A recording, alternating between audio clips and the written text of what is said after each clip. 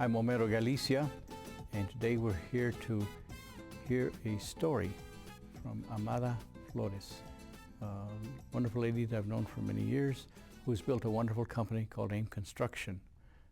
We want to learn about Amada and her business. So if I can begin, Amada, if you could tell us, well, your middle initial is S, and so I'd like to, if you tell us about your name and where were you born and where you went to school, if you please. The S stands for skin. That was my mother's maiden last name. My grandfather, my mother's father was Jewish. My mother's mother and her family came directly from Spain to Brownsville, Texas, and then to San Antonio, and then to El Paso. I'm a sixth generation El Pasoan, and have lived here all my life. I was born in Juarez when my mother married my father, Flores. He lived in Juarez, came from a very prominent family, and she was married to him, and I was brought back to the United States very, very young, registered immediately as a U.S. citizen because my mother was living in Mexico with a visa. So automatically under Section 1955, I think, I qualified to become an American citizen with a certificate of citizenship, which is very different from being naturalized. I'm categorized as an American citizen born in a foreign country. My father's family has also been in Juarez since 1887.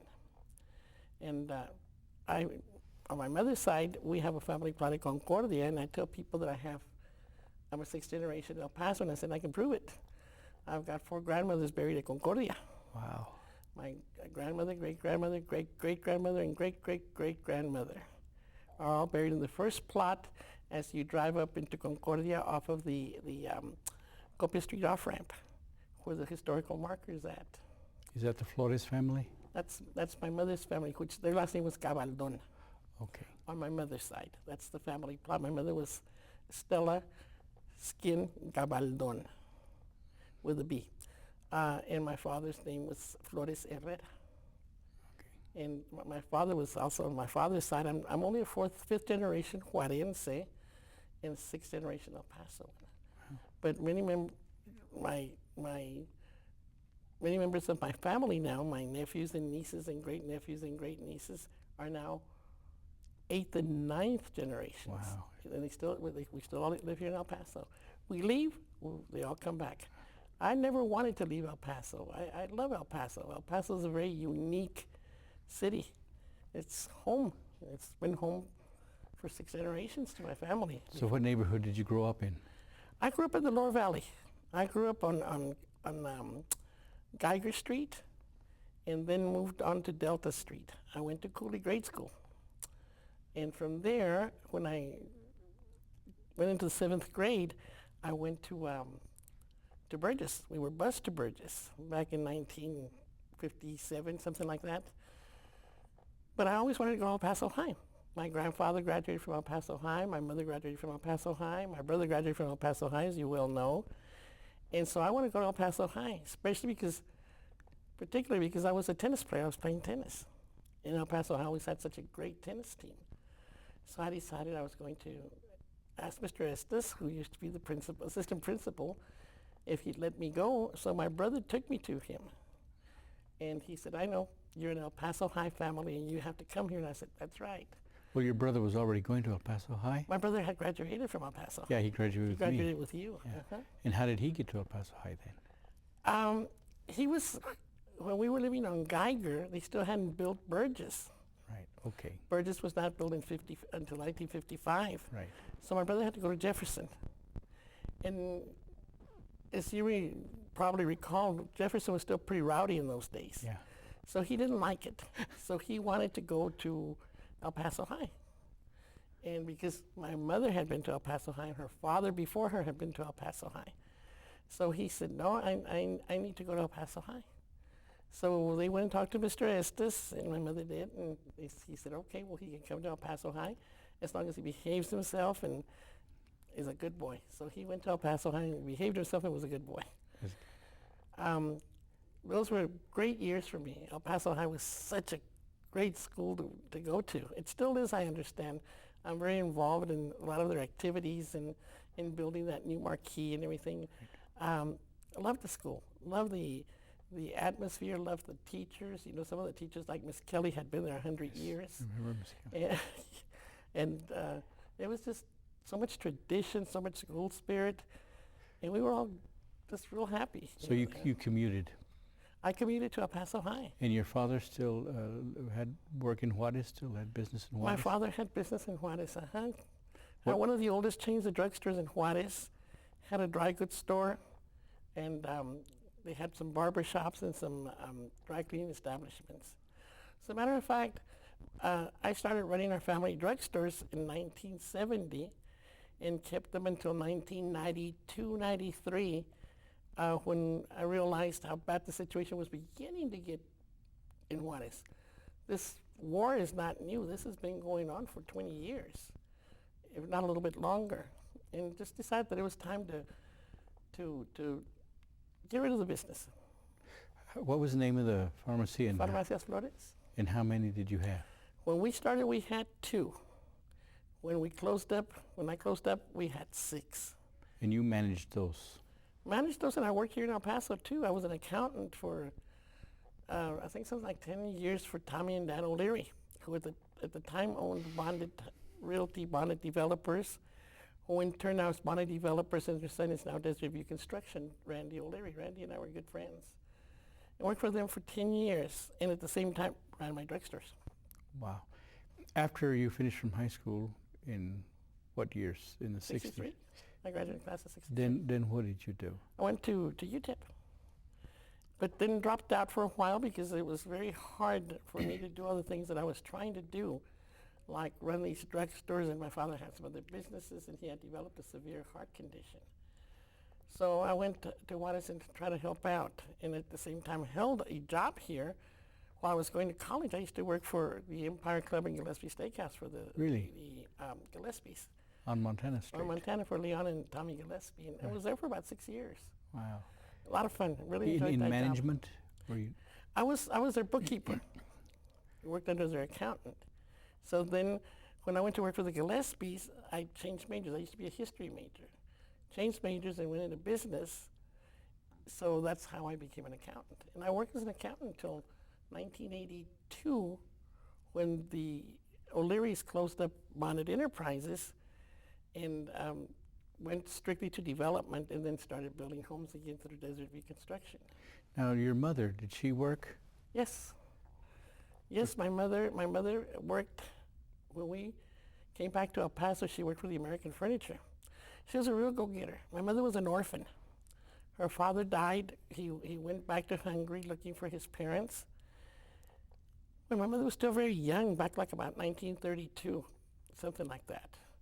And my mother lived with her aunts and was very, very unhappy because they wanted her to marry one of her cousins, and she said absolutely not. So she went to St. Patrick's Cathedral and asked the priest there, who was a priest by the name of Father Simi, if she could place her somewhere. And he said, well, the only place I can place her is in an orphanage. So she was raised at the Good Shepherd home in Isleta. And she remained there till she was 18 years old. And she used to be the chauffeur for the nuns. Okay. She learned to drive when she was 12. And she used to knit. Gosh, she used to knit beautifully. She used to talk to you and knit away, you know. And then after she married my father, she helped him with the stores. And then they divorced, and she came back and started working for the American Furniture Company as secretary to the comptroller, the manager of the stock control. And then he got sick, and she started running the stock control, and then became the controller. She was there for, gosh, many, many years, and then she left and took her test went to school and took her test to become a insurance salesperson. And then she worked for Aetna for many, many years. In 1963, my mother and I started college together, and she graduated before I did. Wow. She went ahead and got her master's and everything. Then she went to work at UTEP, and she was this assistant to Judy Solis, who was the dean of students, I think. Right, yes. And my mother was there till, gosh, 1984, they had to ask her to please leave. It was time. She just loved Let me her ask you, job, loved being there. working with your dad, he taught you about business. What did you learn from your father? Not much from my father. Really? I learned from my mother. My father was born with a silver spoon in his mouth, okay? He was a junior. He had a lot of character and, he was a very, very charming person and all, but he was having a lot of fun. He was young and he was wealthy, and they used to say that my father would go to three different dances in one night and wear 3 different tuxedos. He just had a ball. But he was smart, very, very smart man. And I learned a lot from my uncle, who was an architect. And I don't mean to get off the subject, but I wonder, where did I get this drive to be in construction? And I wonder if I just didn't get it from my uncle or something. But no, my mother was such a go-getter. I mean, when she first divorced my father, we went through a year or two when my mother we were hard-strapped. It was my brother and myself, and my mother, the maid, the dog, the bird. But my mother worked hard. She was a go-getter, and she was not going to let anything break her down. How old were you at that time? 6 or 7. Oh, early. Very early, yeah. And when we were little, my mother had to work on Saturdays, and my brother and I used to have to clean house and make soup. I hate soup. I hate cocido because we had to make it every Saturday. We had to make soup and sopa. So, we had our chores. We had to do chores. My brother started working when he was 12 at Hollebeck riding stables out there in the east side, which is now, I think, right where George Dieter's at. I used to ride out then. I used to ride horses every Sunday at Hollebeck. That's where he used to work. Brushing them, cleaning out the stalls and everything. Wow. I started working when I was 15, and my mother had gone to work for the Jewish Community Center. And so I became a counselor for Camp Shemayim. I was a day counselor at the day camp for the little Jewish kids out at Arabinos, at the building where they're at now. Their new restaurant is out there. What is it? Cross Landing, I think, something like that. Land's Ending. That's where we used to have Camp Shemayim. Wow, the crossings. It was funny that I should go back to those roots also, to my Jewish roots. Were you raised with Jewish principles? I was much later when I was like 14, 15. And I started, going to Camp Shemayim. And then on Saturdays, I would teach tumbling and other things there for the kids on Saturday. When they went to study Torah study and everything, I would be there and helping them learn how to tumble and play and things like that. So I got very interested in Judaism. A lot of, I'm not officially Jewish. I was baptized. But I don't know, maybe it's something in my heart that, calls to me. Because I always wear my Star of David, which I'm very proud of. And I'm very proud of my Jewish roots. And your father, you kept close relationships with your father? Yes, very close with my grandmother, with my father. My mother always never spoke ill of my dad. My dad never spoke ill of my mother. They're very respectful to each other. Father's Day, don't forget to take your dad a gift. I've got your dad a gift for Christmas. They had a very they respected each other a whole lot. Were you raised Hispanic, Mexican? Actually, I was raised more both. My mother insisted that we learn, my brother and I learned Spanish very well. When I was in high school, I hung around a lot with the Jewish kids and with the white kids. And now, all my friends, a lot of them are Hispanic, of course, and of course a lot of the same kids that I went to school with. And all the girls, the Hispanic girls make fun of me. Oh, you didn't used to speak Spanish? Yes, I did. I spoke Spanish. No, you didn't. So they really tease me about it. But I'm still very close to both. my Jewish friends, my Hispanic friends, I'm very close to them. Of course, it's more of a melting pot now. So But Homer, when we were in school, there was a lot of difference. yeah. The white kids and the Jewish kids definitely could not date anybody that wasn't Jewish. And the white girls could not date the Mexican boys. The Mexican girls didn't want to date the white boys. But there was, that at that time, I think El Paso was 60% white and 40% Hispanic. What's interesting too, in that period of time, my friends were the Hispanic males and the Jewish kids. Your mother worked for the Blaugrans. They were friends of mine, and the kids were. My mother worked for the Blaugrans. When she worked at the American, it was J.B. Blaugrand. And then she worked for Mr. Eddie at the Union Furniture. Right. When she became the manager of the stock control, she used to manage the stock control for the Union, the Welch, the Imperial, and the American. Wow. All those So belonged where to did the you Blaugrand. then start thinking about business and for yourself? I think this is before I even, got involved with the drugstores. I think when I was working for the O'Learys in the Gillespies, I used to like the fact that they, if they wanted to go home, they could go home, and I couldn't.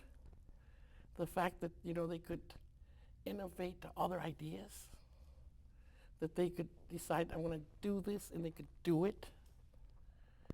And I thought, gosh, that's nice. I'd like to be able to do that. Of course, when I inherited these drugstores, I was able to do this. I went from 2 drugstores that were almost bankrupt, and when we finally sold out and sold part of them and closed part of them, we had 6 of the best drugstores in Juarez. And that was under your leadership. You grew the pharmacies then in Mexico. So was operating business in Mexico different than what you were experiencing working for business here? Yes, it was. It was very, very different in the fact that here we had to follow all these rules. In Mexico, it was, if you have the money, you can operate beautifully. If you don't have it, sorry.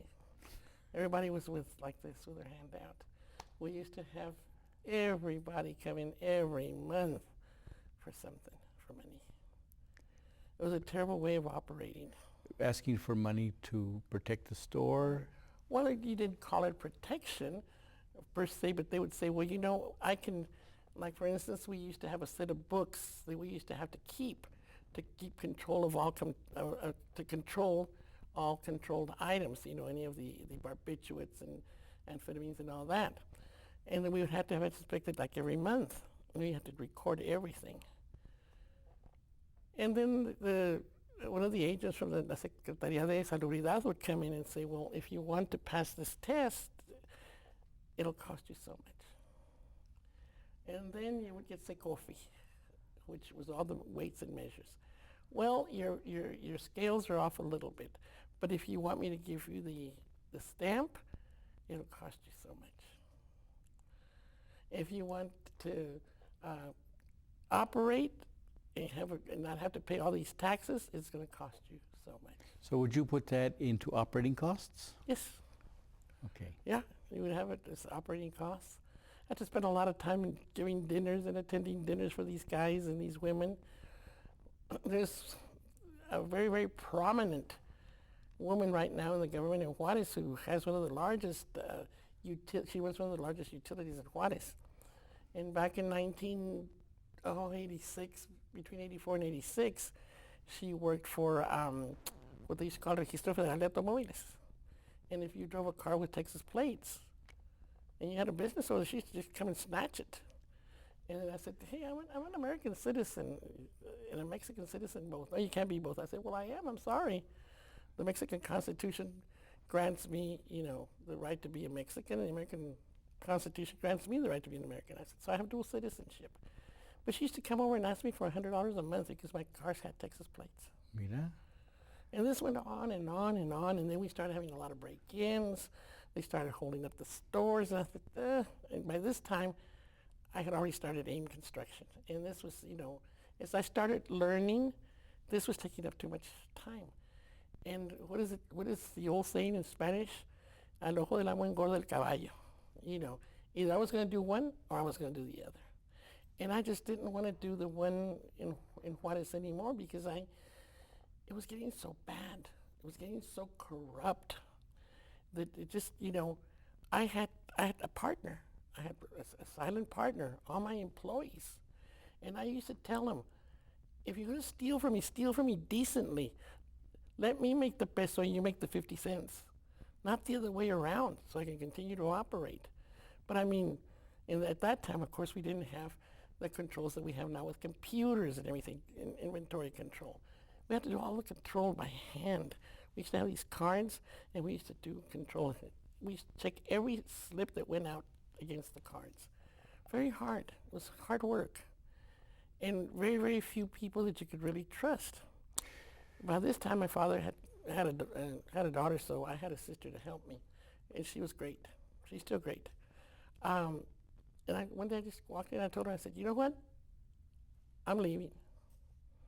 You can keep the drugstores, you can come with me. I said, but I'm leaving. Been there, done that, I don't want to do it anymore. And you started your business while you were still managing the pharmacies. I was working for the O'Learys and running the drugstores. Wow.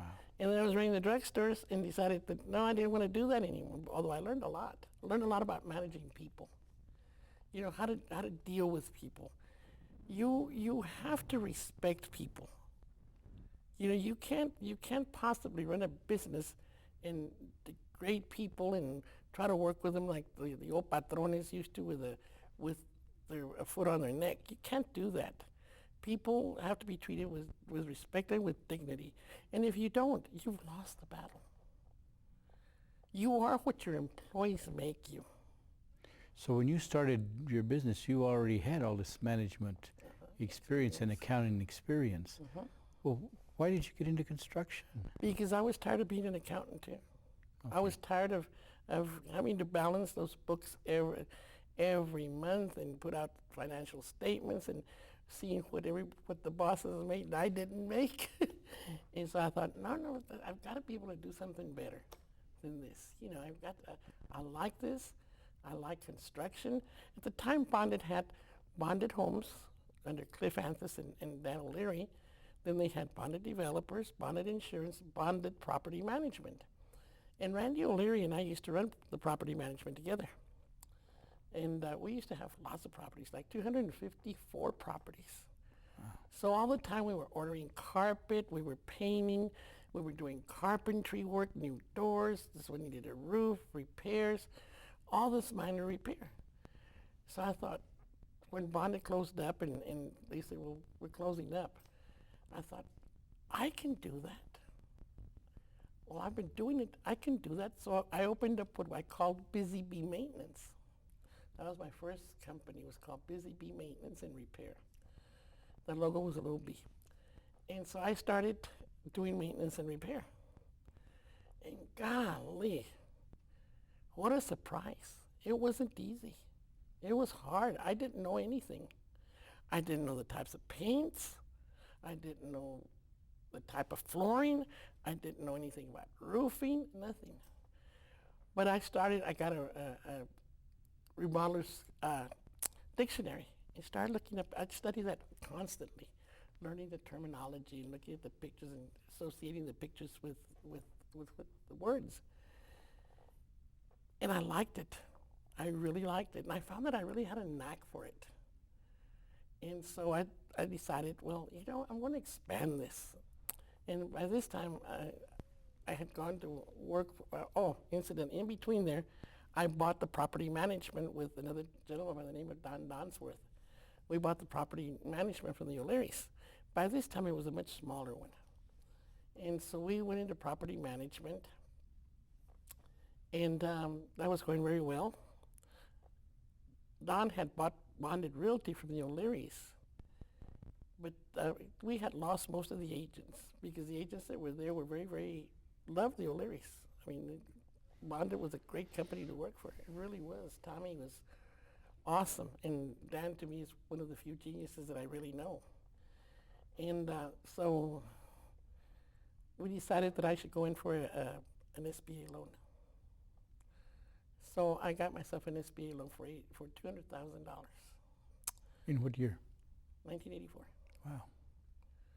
And the bank called me, or a good friend of mine, his name was Bill Thomas, who was vice president of the Cielo Vista Bank, and he said, what's going on with your bank account, your escrow? And I said, why?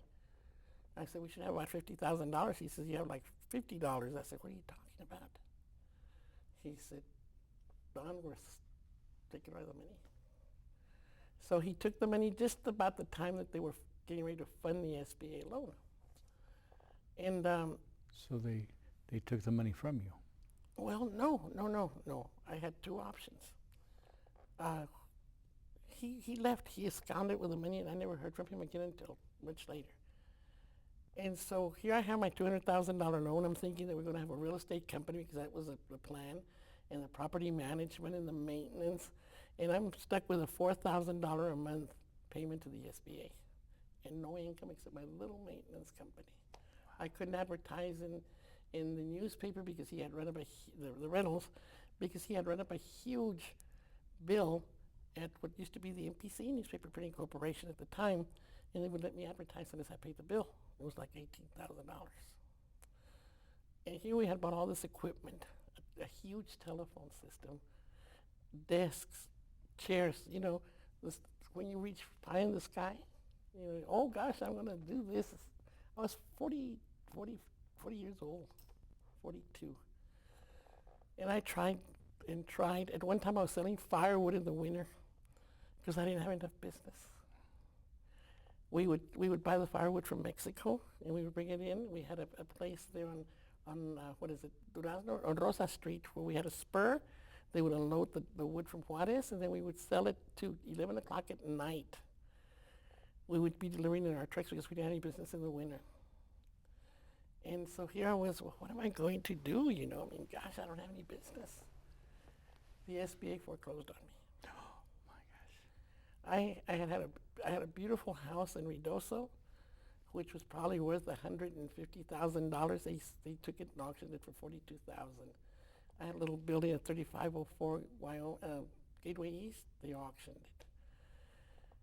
I had a second lien on my house for $25,000. I still owed it.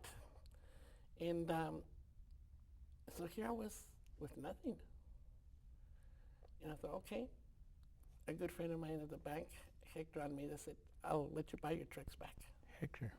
Hector's a great guy. Yeah. God, he was good. He helped me so much. He and Angie White. Yes. From the banks. They said, we'll open an account. And he said, I'll let you buy your trucks back at the auction. And you have your radios and everything. He says, I'll help you get started back on your feet. So I did. So about this time, somebody told me that there was some work at Fort Bliss. So I said, I want to go to Fort Bliss. and your company was still the Busy Bee? It was still, no. By this time, I had changed the name to AIM Construction because the Busy Bee was Busy Bee. It was just not construction enough. You know what I mean? It was like little maintenance. It was like saying the little girls construction or something. So I changed it to AIM Construction. Why AIM? AIM for quality. Our logo has a arrow and it says Right. AIM for quality. I designed that card, incidentally. I think it's very nice. And so I went to Fort Bliss, and oh God, I was the only woman. Lucky for me, one of the project managers there was also a woman. Her name was Linda Rice. And Linda was probably close to 6 feet tall. I mean, big lady.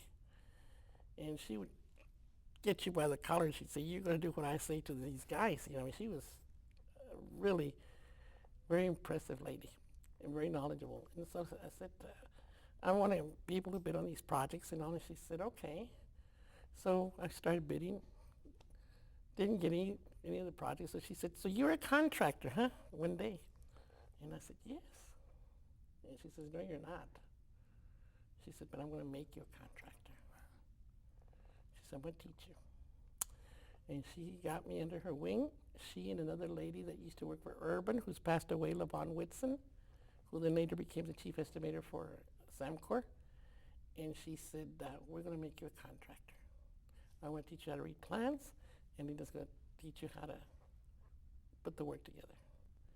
And I started working at Fort Bliss doing quarters, remodeling kitchens. We used to have to be in at Monday and out by Friday at 4 o'clock.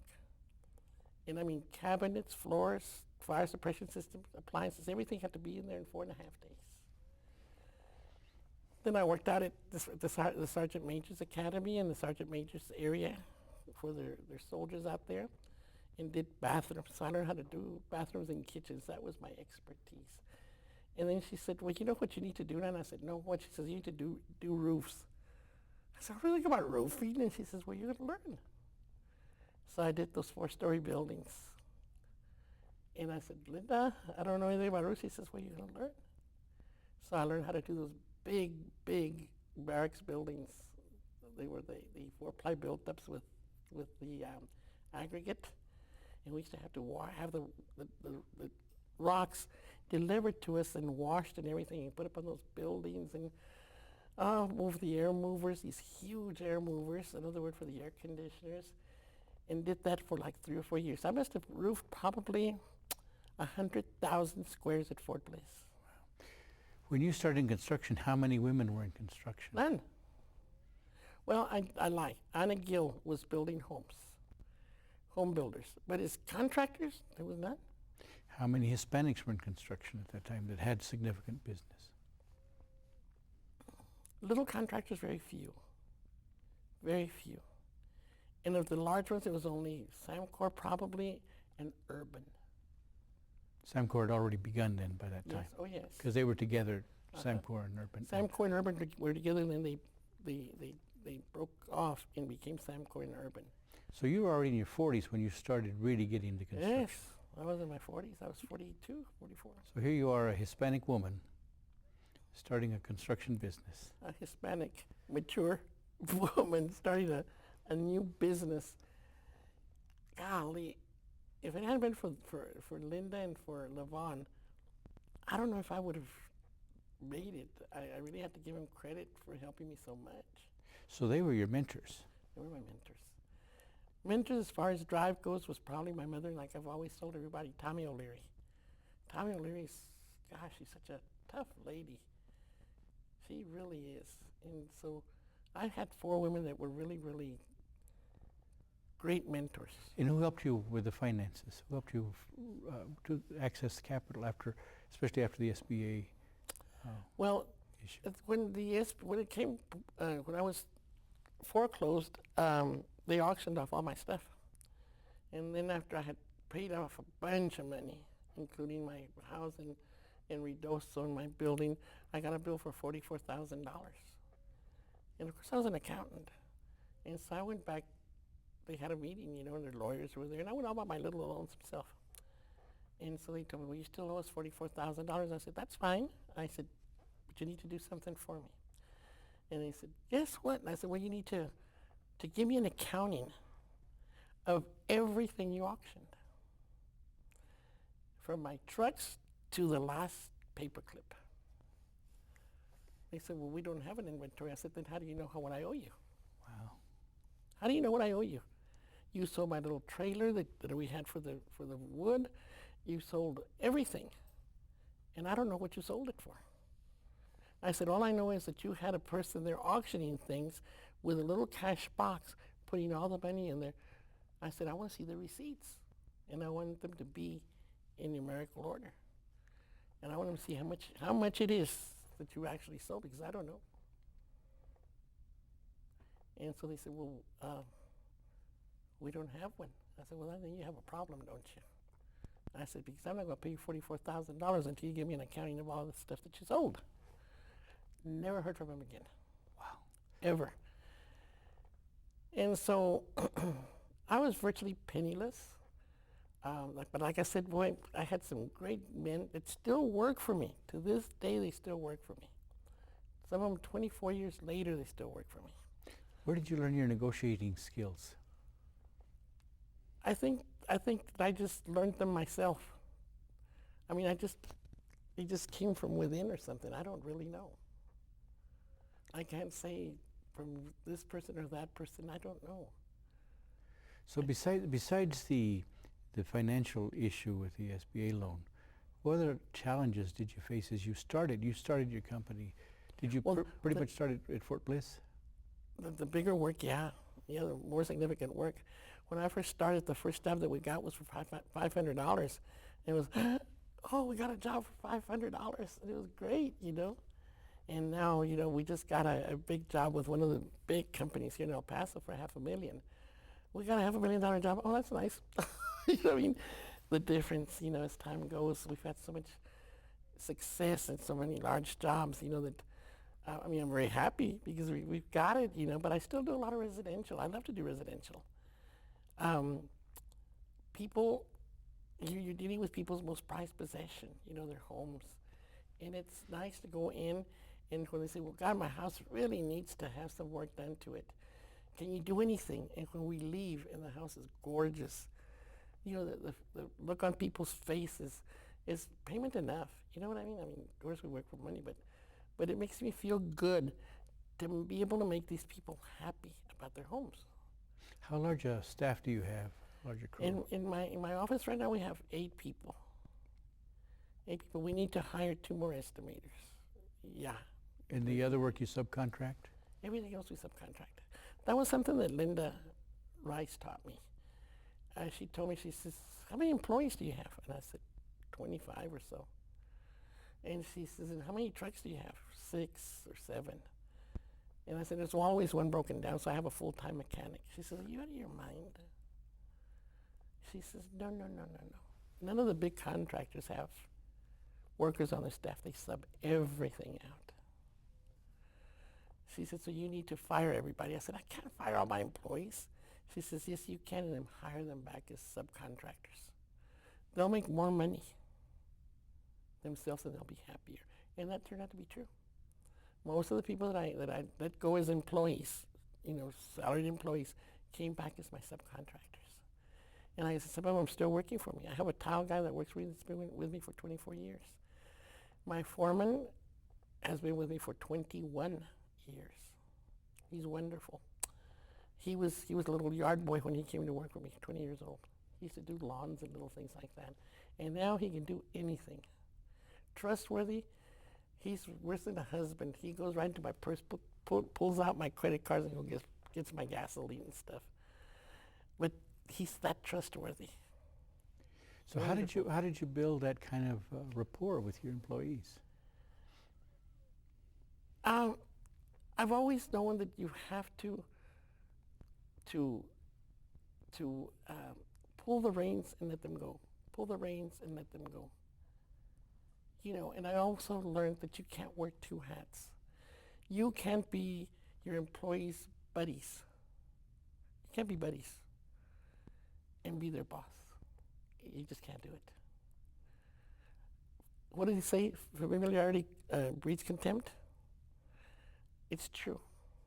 When you see, you know, oh wow, she does this and she can buy that and she's got this car and this, you know, it breeds contempt. Like, why don't I have this? Well, golly, because you haven't worked like I have for 40 years, you know, or 44 years. But you have to be a boss or you have to be a buddy. You can't be both. And I learned that very early, that I couldn't do that. And I'm their boss. I give them a nice Christmas party, and I give bonuses because I got used to that when in Juarez we had to give aguinaldos. I give them Christmas bonuses, which very few people do. I'm very strict though, and I tell them do as I say, not as I do. You know, you have to do what I'm telling you, not what I'm doing. And then another old saying that I use a lot is that you lead by example. I can't expect people to be at work early if I'm not at work early. I can't expect people to work late if I don't work late. You have to lead by example. You don't look to me like a person who leads by intimidation. No, I don't. How do you lead? It's when people start to get fresh or rowdy, I come, just a second. You don't have to be here if you don't want to. There's the door. It opens both ways, in and out. You don't like it here? There's the door. Just don't let it catch you on the butt when you move out. And that's it. You know, you don't have to work for me. There's lots of other places for you to work for me. And if you came back for a reason. Do you have a set of rules that you? Oh, yes. Yes, Like absolutely. what are they like? For instance, I don't allow any drinking inside the doors of my business. I will not let you come into my business even on Fridays to cash your check if you smell of alcohol. If you tell me you're going to be at a job at such and such a time, I expect you there at that time. You don't drink on my jobs. You clean the premises before you leave each and every day. You're working in somebody's home or somebody else's property, you respect it. Do you know that I have never had an incidence of theft? And we've worked in some gorgeous houses where people have left thousands of dollars of jewelry right there, their purses, and they've come back and nothing has ever been missed. And I just tell them, things are not yours. So you want to work for me, you're going to respect people's homes. And I've never had a claim for liability, except one time. And it wasn't my fault. But that's because I have a set of rules. You barricade. If there's danger of somebody falling, then you put up your caution tape. We hold safety meetings. And you have a set of rules that I have that you're going to follow. And I'm going to tell you something, there's only one boss here, and that's me. So you're going to do what I tell you to do, not what you want to do, as long as you're on my payroll. Your time that I'm paying you is my time. So you're going to do what I ask you to do. So how did you learn all these things? Experiences that I've gone through. My contract, at the end of the contract, I've got 2 pages that say notes. This is interesting. And it's, tells you the allowances for things that we're putting into your house. And then what we will do, we will not move computers, we will not do this, we will not do that, we will do this, we will not do that. One day I gave it to a gentleman. He says, "What is all this?" And I said, "Notes, you be sure to read them." So he calls me up one night and he said, "Where on earth did you come up with all these notes?" And then I said, to be real honest with you, he says, "Those are my life's experiences, bad ones and good ones." He says, "That's what I told my wife. These notes are things that she has actually lived." And that's, this is what I call really part of my Bible. This is my Exodus.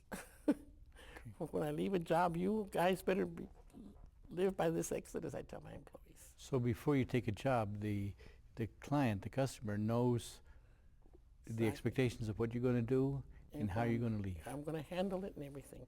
When I give an estimate, I don't care if it's this little or 20 pages long. It's all very, very well itemized. It's a scope of work. And I go from demolition all the way to finishes. Electrical, plumbing, HVAC, walls, ceilings, floors, everything is broken down. And they said, "God, this is so thorough." And I said, "Yeah, but that's because we're going to be good friends when we're through." I said, "There's no gray areas. You know what you're getting from me. You know what you're paying for." So you do residential, you do commercial, Commercial, and you do government contracting still. Government contracts. The government contracts usually come from the Corps or, from inside the government. And those, it's already a scope of work. Many times very vague. Very, very vague. Sometimes, you wonder, well, what are they talking about? So how big a business are you now? Well, we're probably close to the $5 million mark. And what's your bonding capacity now? Do you need bonding capacity? Oh, yes. Yes. We're probably right about 2 million. I'm fighting with my insurance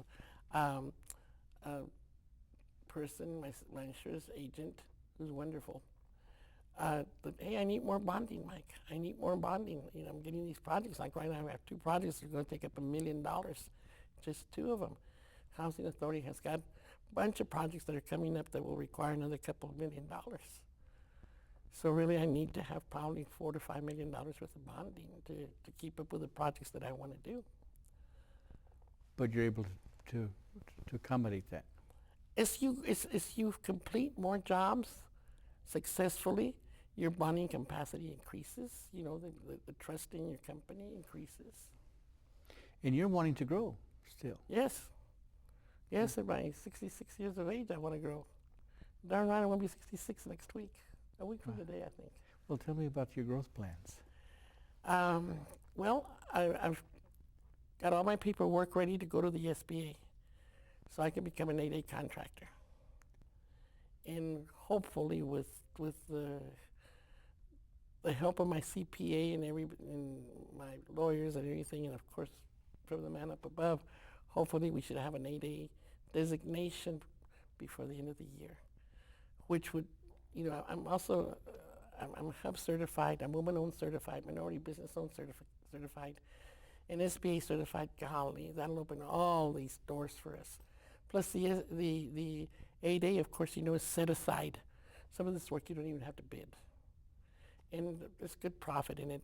It's not as much work in putting together these projects like it is right now for some of these, oh my God, all the addendums and the changes. They just take up a lot of time. So how have you made money? How do I make money? By making good contracts, by putting together good estimates and staying on top of the job at all times and seeing that things are done in accordance to the plan that you have, to the completion plan. So you oversee the construction, you oversee the finances, you oversee the personnel, you oversee all aspects of your business? Mm-hmm. Do you have somebody? I brought in my nephew, who is also an accountant, and he was working for Schwab, and he wasn't real happy with that, so I brought him in, and he's learning, but he's in a learning stage. And he's a very bright man. He's 37 years old, but has no experience in construction. And like he told me the other day, because I told him, I said, we've got to charge your ever-readies. I said, you got to move. And he said, well, he says, I can't be like you. He says, I can see what you're saying, but he says, I can see what the price should be, but I want to know how I arrive at it. And he's right. He's saying, I need to measure how wide this wall is, how tall it is, and how much I charge per square foot. He says, I got to learn all these things. He says, I want to learn it completely, not piecemeal. So is he part of your transition plan? Yes, absolutely. And then I've got another estimator that I just recently hired who's very good. I lost a wonderful person that used to work for me. His name is Mario Dixon Jr. He wanted to go on his own, and Mario's very talented, very smart man, and I miss him terribly because aside from making me money and making money for himself, of course, he was a good friend. A lot of fun to be with. Really miss him.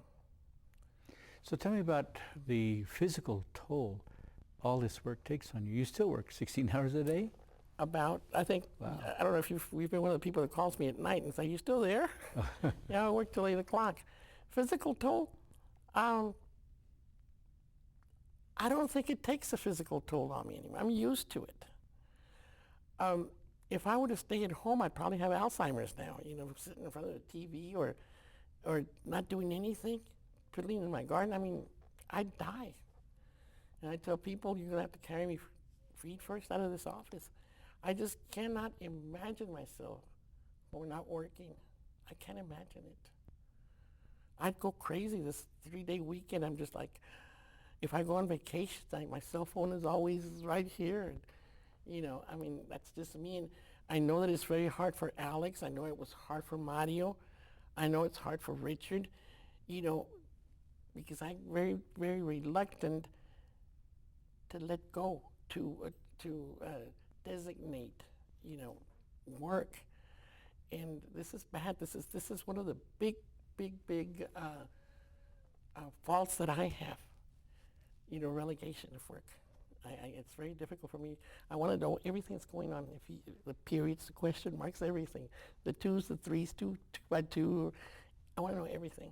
And I can't. If I want to grow, I have to let go of some of this stuff if I want to grow. Let me ask you, you've seen a lot of businesses start, a lot of businesses fall. Oh, yeah. What secret do you think is it that people haven't learned, that you learned? People haven't learned, then people will get a nice big job and make a lot of money and go and spend it all. And you can't do that. You've got to have money to grow and to expand and to be able to finance your projects without having to go borrow. Of course, the banks only lend you money when you don't need it. But a lot of people have take to factoring, selling their invoices. And my God, that's 5 to 7% of the profit that you're making.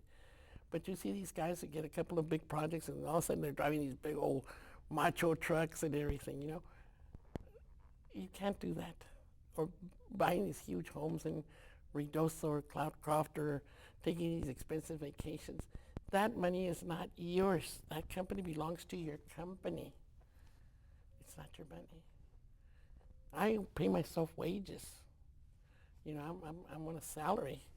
At the end of the year, depending on whether I'm going to pay taxes to the government on it or whether I want to pay taxes, which is better, my accountant will tell me, well, go ahead and give yourself a $25,000 bonus or something. But not until the end of the year. In the meantime, I live on my wages. And I think that's a key factor that people will spend all their money that they make. They think, I've got $100,000. So tell me about your journey, building this very stable business. It's a stable business now. Very stable. How would you describe this journey? Fun. It's been fun. It's been a fun journey. It's very challenging. Of course, when I started accounting, I knew accounting. But when you start something you don't know anything about it, it's very, very challenging. It's learning. And you have to really dedicate yourself to it. And you have to like what you're doing. If you don't like what you're doing, if you don't really have a passion for it, if you don't really love it, then it becomes drudgery. Then it's a job instead of being fun. You have to have fun doing what you do. And a lot of people are in it for the money. You can't be in it just for the money. You have to be in it for the love of it, a passion in it, planning. Where am I going to go from here? Where do these principles come from? I think you learn them as you go through the process of growth. You learn them, and then one day you wake up in the morning and you say, I got to go to work. You got to have a passion for this. God, I love this. One morning you just wake up because you're being successful, because you're giving work to people, because you're creating something that is going to make people happy. And there's nothing that I really enjoy more than hearing somebody tell me, thank you, God, you did a great job, or I have to recommend you to so-and-so. I'm doing some work right now for an elderly couple through the VA. He's a Purple Heart. And my gosh, the lady is just so happy that I've gotten 3 or 4 recommendations, $200,000 worth of work just from that job.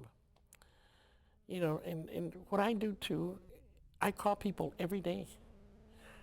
I don't have time to always go to all their jobs, but I get a report from everybody. I call all my subs. Where are you? What did you do? And everything. And Valentin, who's my right hand, who's my little yard boy, reports to me on everything. And he writes notes and everything. And I call in and I tell him, we did this and we did that, but we couldn't do this and we couldn't do that. And people appreciate it. They appreciate the attention coming from whoever hits that company. You make them feel like they matter, that their job matters to you. You have to let people know they're important. All of us want to be important. All of us want to feel a little bit of importance, that we count, that you care. So what values that you got from your mother still carry through? Finish the job. Don't get spooked or scared by the size of anything. If somebody's already done it. If you're going to do $1 million job, somebody's already doing $100 million. Don't be afraid of things. It can't be bigger than life. That is probably one of the things, not to be afraid. Honesty. You have to be honest. You can't go around lying to people, to your customers, to your employees, to anybody. You can't lie to yourself. You shouldn't lie to yourself. You're probably the least person in the world that you need to lie to, because if you lie to yourself, your perspective is all warped. So what are the big challenges you face today? having two good estimators because I have so much work that if you go to my desk, it's covered with paper. And I'm so lucky to have two wonderful secretaries. My secretary, Araceli, is great. You know, she's been very ill at one point, and we had to send her to the hospital because she's always on time in the mornings. She works late. She's punctual, and she really helps. She really helps me a lot. So M Construction, is it a corporation? It's a corporation. And do you have what kind of external team do you have? Banker, lawyer? Oh, I have a wonderful lawyer. My lawyer is Susan Forbes, and she's a barracuda. Boy, she's tough. Susan's tough. My CPA is Geraldine Montoya. Honest. I tell Geraldine, you're too honest, and she says, that's me. You know, I mean, she tells it like it is. She says, this is what you're going to pay, and you're going to pay it tomorrow. You know, this is what you owe. She got me through an audit beautifully. I was, the IRS audited my subcontractors. Beautiful. Of course, all my stuff is right. I don't cheat. I don't try to cheat the government. I don't try to cheat the state, anybody. I mean, I owe it. If I owe it, I have to pay it. And prolonging it, the agony just prolongs the bill. It makes it bigger, with the interest and penalties. And my bankers, I bank at Compass Bank, but I have another very good banker who just right now went to Bank of the West, Arlene Carroll. She's worked with me a lot, in properties and things like that I've acquired. You also have a real estate license? Yes, inactive. I've had a real estate license since 1972. Wow. And I think I've sold one house. But it's an inactive license. I enjoy having it. I used to work with the top real estate people in this city at the time. So would you say at all that being a Hispanic woman has ever been a hindrance? Back in the 80s it was. Now it's getting better, but it's still the same story. I'll go out to a job site with Mario, and I used to go to Fort Bliss and everything, or even with Alex now. And hello, how are you? This is Alex, and I'm so and so, and they'll address him. They'll address either Alex or Mario or whoever male is with me. For some reason, people still have it in their heads that women contractor. I don't think so. And they'll talk to them. And they'll say, well, what about this? I'll say, well, this is this, this is this. And then they'll ask him another question. He wants to know, well, it's this and this and this. And finally, well, who are you? I'm the person who's taught him. It changes then. Oh, okay, sorry, we didn't realize this. Look at my card. It tells you who I am, But it's still, a very macho business. And I think there's only 5 or 6 of us women that are reasonably successful here.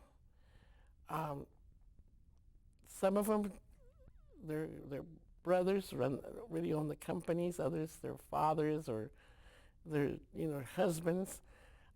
I don't know how many truly legitimate, really woman-owned there are. I know I'm probably one of maybe 2 or 3. The rest, it's their husbands, brothers, or That's right. Or fathers. I think I'm probably. And how do you feel about that when people do that? When they don't ask me questions? No. When people use their wives as the president of the company, but it's really their company. Well, I don't think they're being altogether legitimate or honest. I mean, stand by yourself, guy.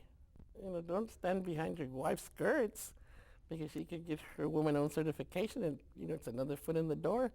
These certifications that the government is coming up with, the women-owned is going to be almost as important as the veterans, as the 8A. They're giving women the recognition that we deserve in construction. Because for many years we were just like a zero to the left, instead of zero to the right. So you're at a $5 million range now. In 2 years, where do you see yourself? Probably 10. If I can get my SBA, my 8A certification, I should probably be doing 10. If I can find two really good estimators, I should be there. So looking at your history, and I appreciate you going through your history. How would you describe your life? Very fulfilling. I have a niece. Her husband is a policeman, and she works with the post office in Las Cruces. She lives here in El Paso. And she came over to my house, and she was swimming, and she says, "Tia, what do you do besides work?" I mean, I said, "Well, I've traveled all over the world." I said, "I enjoy music tremendously." I said, "But really, really," she says, you have such a beautiful garden and everything, and you don't take advantage of it." I said, "Well, no, I wish I had time." I said, "But you have to understand that what I love is my work. I love my work. I love my job. I love what I'm doing." So what is your legacy? Golly. That maybe I have helped people realize some of their dreams, some of my subcontractors, for instance, that I have made them better contractors. My legacy is that maybe my nephews, nieces will learn that hard work does get it done. That hard work is the only way to really climb up to the stars. That you can do it. You can do anything. Anything that you can imagine, you can do. So what do you think needs to be said that we haven't covered in looking at your story, the story of your business, who you are and how you built that? What do we need to say that we haven't covered? That more women need to be challenged. More women need to go out there and decide, this is what I want to do, and do it. Not be afraid. Women are very meticulous. We are very clean. We don't have tunnel vision the way men do, because men do have tunnel vision. Men see just like this. They don't see to the sides. We need to get away, as women, we need to get away from tunnel vision. We need to not be intimidated by male-dominated industries or jobs or whatever. We can do anything we want to set our minds to be, our goals. I mean, we women need to forget that we bear children. That's tough. Men can't bear children, we can. And that in itself is, gosh, humongous. We can do anything we want. It takes a little bit of courage. It takes creativity. It takes vision. You need to look to the future. You need to focus on a goal. And you can't be taken away from fulfilling your goals. You can't, if you want to do something, you can't just say, well, I'm going to be a wife. Husbands are husbands, but yet they also have time for their business and for everything that they do. We as women need to give ourselves time also. We also, women who are housemakers and have a vision, a goal, or whatever, they need to be able to tell their husbands, you need to help me like I help you. This is a partnership. And it's an equal partnership. Not 10% me and 90% you. As far as doing what you want. And 90% I do all the work and you don't do it, 10% of it. It's got to be equal, 50-50. You appreciate your time to tell us your story. And I know you have just got out of having to overcome some pneumonia. Yeah, 3 weeks ago. And how do you keep up with with all that you have to do and still take care of your health? When I went to the doctor, it was 3 weeks ago, yesterday. I went to the doctor on Monday rather, and I couldn't breathe. And when I went to the doctor, she says, "You have walking pneumonia." She says, "You have to go home." They give me shots and everything. And I said, "Go home." She says, "Go home." She says, "I know you can't, but you don't want to, but go home and stay home 2 days." I can't do it. I can't. When I had my stents and my pacemaker installed, I went to the hospital. I told the hospital, "It has to be on a Thursday." And he says, "Why?" I said, "Because I can only be gone from work on Friday." So they did my pacemaker, my stents on Thursdays. I was back at work on Monday or Tuesday. Wow. You know, that's just me. I got pneumonia and I took off Monday afternoon and I was at work Tuesday. I'm still kind of hoarse. Wow. But I don't know what it is. You know, I just like what I do. I enjoy what I do. And you have a loyal team? Very. You've Very, very. I don't think I could have gotten where I'm at without some of the people that have worked for me before and work for me now. Some of the people that I had, like for instance, the secretary, her name is Terry Candelaria, worked for me for 15 years. She's now a school teacher, and it took her 10 years to get her teaching degree, and she worked for me, and she was great.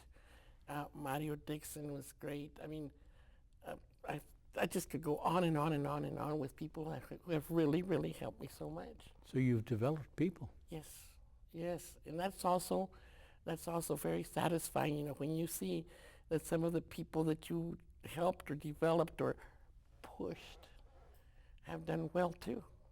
So business is a career? Business is a career. Yeah, you can't decide to go to business and have it be really part-time. You have to decide what you're going to do with it. If it's going to be part-time, then don't get too involved in it because it's not going to succeed. Are you where you plan to be? Am I where I plan to be? Had No. you planned this? Pardon me? Had you planned this? To be here? In terms of the business growth, is this what you had planned? No, I planned for more. I'm behind. Okay. I should have been 8A 5 years ago. Okay. I'm behind. But then, Homer, this comes from not knowing how to relegate work. This is a big, big flaw in my business sense, okay? I should be able to relegate work. I should be able to have confidence in the team that I have developed. This shows lack of confidence on my part in the people that work for me. That's not right because I really do have confidence in them. This is a flaw. This is a big flaw in my character that I think. You know that why haven't I been able to do this? You know, it's not right. Yeah, but I see most of the businesses right in your same shoes. Yeah. Why is that? I guess because when you love something a whole lot, you don't want to share it. I don't know. You know what I mean? I mean, you love your wife, you don't want to share her. You love your husband, you don't want to share him. I think it's very difficult to let go of something that you've nurtured. You know, when your son or your daughter get married, it hurts for them to leave. You know what I mean? You don't want to. So you see your business as part of you. Oh, absolutely. And to delegate kind of. Takes a chunk of me. Okay. It's like, let me see what piece do I not need right now? You know, it's hard. It's very hard. But you've enjoyed it. Yes, I'd do it again. I'd do it again. I tell everybody, gosh, I wish I was 50 years old right now, and knew what I know. Of course, that's that can't ever happen. But God, if I'd known when I was 50 what I know now, geez, I could have done so much. Well, you've certainly done a lot. You certainly have. You've grown a business. Amazing story the way you have managed your father's businesses and what is. That was very tough. That was very, very, very tough. Did you running business in Mexico? Did it prepare you to run business here in the U.S.? Yes, definitely. I mean, because you had to learn to dedicate a lot of time to it, to be there all the time. I mean, you have to be like a hawk, in Mexico. It's so sad, but this has been going on since the dawn of Mexico. I mean, people have always, that's the way that they've done business, with mordidas, and you scratch my back and I'll scratch yours. I mean, very, very few ethics in the way that they conduct themselves. And that's sad because Mexico is such a wealthy, beautiful country that, we can't even go down there for anything. I mean, I'd love to be able to drive the way we used to when I was little to Mexico, to Guadalajara, Mexico City, La Provincia, we used to drive down to San Miguel de Allende and all these beautiful places. And now you can't. Shoot, you don't even want to drive down there, period, because if you have a nice, decent car, they're going to take it from you. But it really prepared me. It really prepared me. It also taught me how to pick my employees a little bit better. I went through so many employees. In those drugstores, we had 35 employees. And it was 35 different partners, per se. Wow. And it really, really taught me how to pick them, the questions to ask. When somebody's honest, they always look you right in the face, right in the eye. When they avert your eyes, you be careful. It really teaches you how to weed out. I learned that a whole lot. Wow. That's pretty, so that's just a skill you picked up. Yeah. When when I had the drugstores, I worked at Bonded. And when I started working for Dan O'Leary, he came in, I cleaned up his books because he had terrible accountant bookkeepers. And one day he came into my office and he said, I had the drugstores, I was running them. And he said, God, he says, you cleaned up my books beautifully and you've done great work for me. He says, but can't you get here by 8 o'clock? And I said, no. He said, why? And I said, because I have a business that I run in Juarez and I don't get home till 1, 2 o'clock in the morning. So I get up at 8. And he understood that. When I was growing up, one of the things that we were kind of grew up with is to work twice as hard as the other person, almost doing the double job. You have to. Is that something you grew up with? Absolutely. You have to do double time. Absolutely. How was that message given to you? It's something you just learn. I probably learned a lot of it from Tommy and Dan, from the Gillespies. My God, the Empire Club. Those people would be at the office at 7 o'clock having breakfast, and they'd work till 3 o'clock, and then they'd go home and sleep. 2 o'clock. They'd actually put their pajamas on and everything, go to sleep.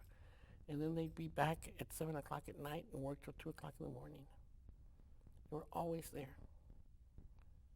Always. And greeting their customers. Leon would check on everything himself. I remember him. He was an awesome man. He worked till he was, 78? Wow.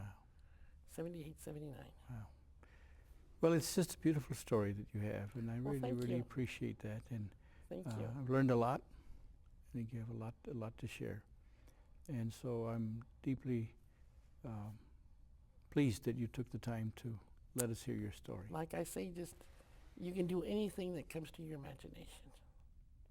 Anything. They say we only use 10% of your brain, of our brains. Anything.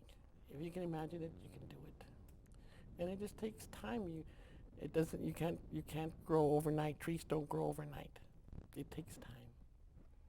For trees to grow, it takes time for character to grow, for businesses to grow, for your business acumen, for your knowledge. It's not something you learn overnight. You're going to be successful, you need to give yourself time. Wow. Well, you've certainly done it right. I don't know, I hope so. Well, I want to thank you very much. You bet. Nice to be here. Thank you.